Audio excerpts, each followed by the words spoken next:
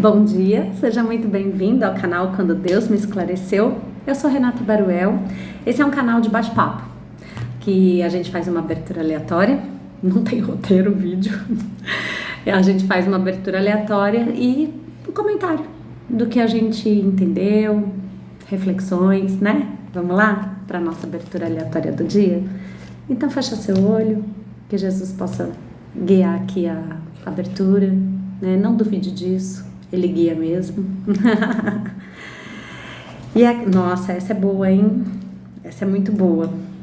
Não coloqueis a candeia debaixo do alqueire.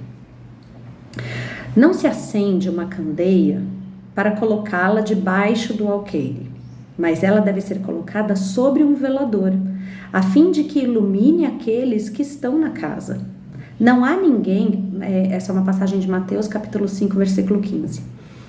Não há ninguém que, após ter acendido uma candeia, a cubra com um vaso ou a coloque debaixo da cama, mas deve ser colocada sobre o velador, a fim de que aqueles que entrem vejam a luz, pois não há nada de secreto que não deva ser descoberto, nem nada de escondido que não deva ser revelado e aparecer publicamente. É uma passagem de Lucas, capítulo 8, versículos 16 e 17.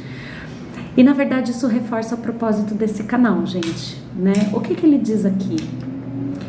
Ele diz que a gente não acende uma vela para guardar ela dentro de um armário ou colocar ela em cima de uma cama. Quando você acende uma vela, o objetivo é iluminar. Quando Deus acende a gente para alguma situação da vida, Ele te acende para que você possa iluminar. Não só para que você possa brilhar, porque a vela, ela pode brilhar dentro do armário, não é? Ela pode brilhar embaixo da cama, mas ela não ilumina, ela só brilha. Deus age nesse mundo, gente, através de cada um de nós. Deus age na nossa vida através das pessoas que atravessam o nosso caminho. E Deus age na vida do outro através da gente. Olha que honra, que privilégio a gente poder ser nesse mundo o canal que Deus age. E olha que privilégio a gente ter perto da gente pessoas que, assim como nós na vida dos outros, na nossa vida também são canais que Deus se utiliza para nos desenvolver, para nos amparar, para nos consolar, nos acolher, para nos ensinar. Porque tem pessoas que são carinho, tem pessoas que são caminho, né? Tem pessoas que são a nossa lição, né? Aquilo que a gente tem dificuldade e que a gente precisa aprender. Às vezes aquela pessoa que desafia a tua paciência. Ela é o caminho para que você chegue nessa paciência. É o desafio, né? Não é uma coisa ruim, gente, é uma coisa boa. Aprender é maravilhoso. Agora, Deus não brilha você simplesmente para você brilhar, mas para você iluminar. E quantas vezes, gente, a gente se acha tão pequeno, meu Deus do céu. A gente se acha pequeno demais, a gente se acha indigno demais. A gente se acha não merecedor. E se a gente soubesse que Deus olha pra gente, o olho de Deus até brilha quando Ele olha pra gente, mesmo com todas as nossas imperfeições. Sabe quando você tá olhando, quem é pai, quem é mãe, né, vai entender melhor o que eu tô falando, ou quem convive com criança. Sabe quando você vê a criança brincando? A criança tá lá no universo dela. E você vê ela brincando, e você vê ela tentando umas coisas que não dá certo, né? Você tá vendo que não dá certo.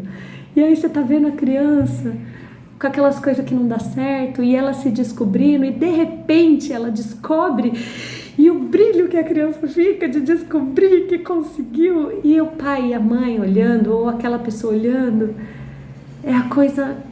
Nossa, gente, é a coisa mais encantadora e incrível do mundo. É assim que Deus olha pra gente.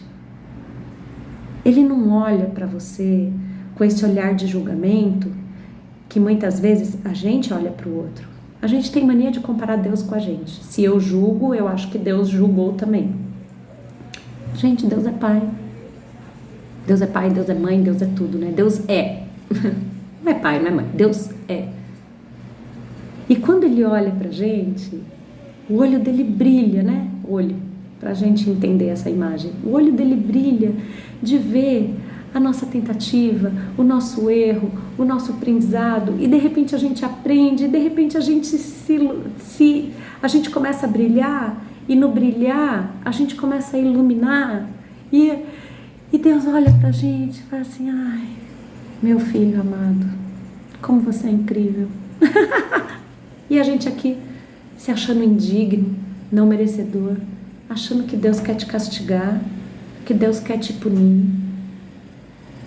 Se você soubesse o quanto Deus te ama, se a gente, o dia que a gente entender, e isso vai demorar muito, o dia que a gente entender o quanto Deus nos ama, esse olhar, e Deus te colocou nesse mundo, não só para você brilhar.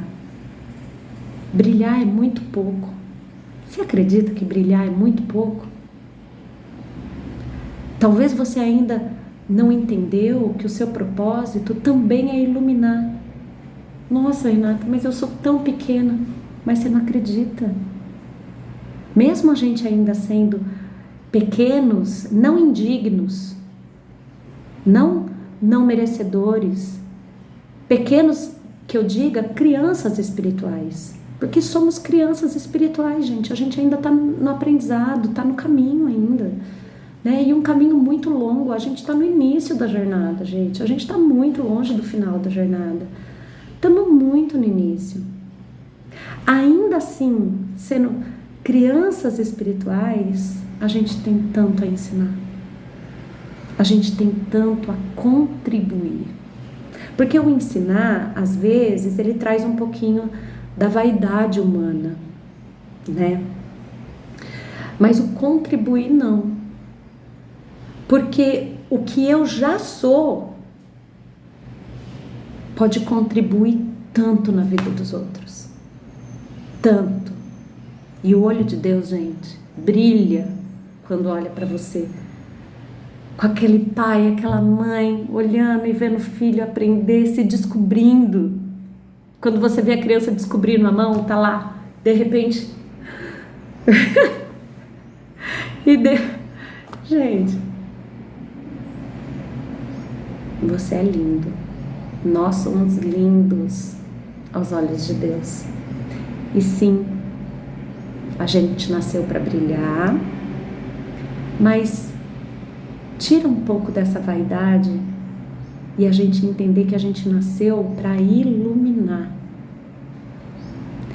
E para você iluminar, você não pode ficar aí preso no seu mundo, se achando tão pequeno, tão indigno, tão não merecedor. Nossa, Deus tem tanto propósito para você. Você pode ajudar tanta vida, tantas vidas, exatamente pelo que você já é. Você não precisa ser nada mais do que você já é para iluminar. Tem pessoas que são vela, tem pessoas que são lâmpada, tem pessoas que são holofotes e tem pessoas que são sol. Todos eles são necessários, porque se você está preso num quarto escuro, blackout, e vem um sol no teu olho, ele não te ilumina, ele te cega. Ele não te esclarece, ele te cega. Nesse momento, por incrível que pareça, a vela é mais importante do que o sol. Você sabia disso? Porque a vela, ela é respeitosa com a sua alimentação ainda visual. Você ficou muito tempo no escuro. Não tem como alguém colocar um holofote na tua cara, um sol na tua cara. E Deus jamais vai fazer isso com você. Nesse momento, a vela é a luz mais maravilhosa e mais esclarecedora que você pode ter. Porque a vela vai ajudar você a perceber onde você está, ao mesmo tempo que ela desenvolve os seus nervos ópticos. E aí daqui a pouco pode aumentar um pouquinho o brilho. Daqui a pouco você consegue acender uma lâmpada ainda um pouquinho fraca. E aí quando você acende a lâmpada, opa, eu já não percebo só mais aqui, eu consigo perceber o cômodo todo. Olha, tem isso, tem aquilo. E daqui a pouco você consegue uma lâmpada um pouco mais forte. E aí você já consegue, nossa, você consegue ver as cores, você consegue ver detalhes. E você vai se preparando. E cada uma dessas é importante, é a mais importante naquele momento. E eu vou falar uma coisa para você. O que você já é o mais importante que Deus tem para alguém, que Deus tem para a vida de alguém. Mesmo que hoje você seja vela. Porque daqui a pouco todo mundo vai ser o sol. Essa é uma promessa. E Deus não dá para trás com a promessa dele. Todo mundo vai ser o sol. Mas nesse momento, a gente pode ser vela na vida de muita gente que ainda, gente, está completamente no escuro. Você é lindo, Deus te ama. Beijo.